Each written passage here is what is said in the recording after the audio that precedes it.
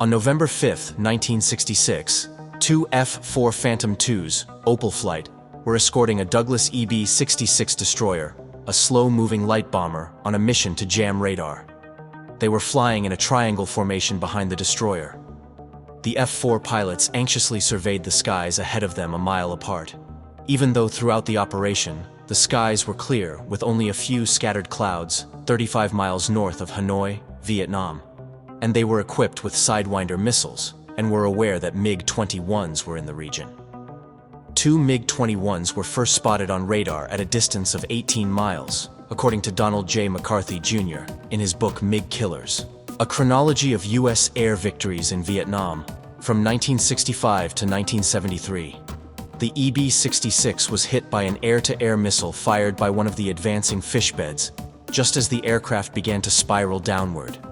We got attacked from 6 o'clock, and instead of trying to take us out first, they went right for the B-66, said then First Lieutenant Joe Latham, an F-4 Phantom pilot from the 366th Wing, deployed from Holloman Air Force Base, to Master Sergeant Matthew McGovern, 49th Wing Public Affairs, in his article MiG-21 Destroyer Visits Holloman, which tells the story.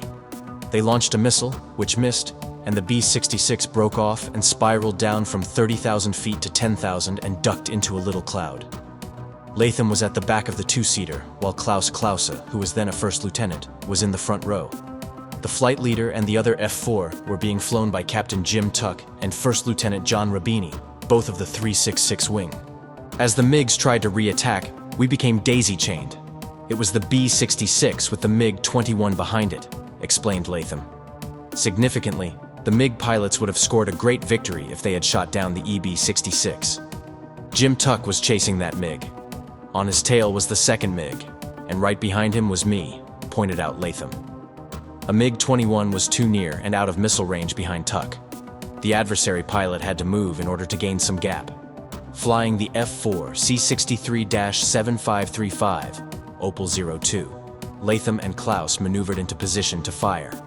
When Latham used an AIM-9 to lock onto the MiG and got a good tone, he fired the missile, which burst close to the MiG's tailpipe and forced the pilot to eject, as he explains.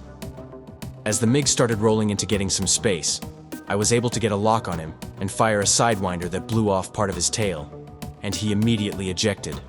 Instead, the lead F-4 C-63-7541, Opal 01, piloted by Major Tuck and First Lieutenant John J. Rabini, fired a total of 3 Sparrow missiles at the advancing MiG. As Latham describes, Tuck chased the lead MiG-21 and fired 3 Sparrow missiles that didn't hit him. But, at the very last moment, the lead MiG pilot ejected. It was later surmised that he had a compressor stall or something like that.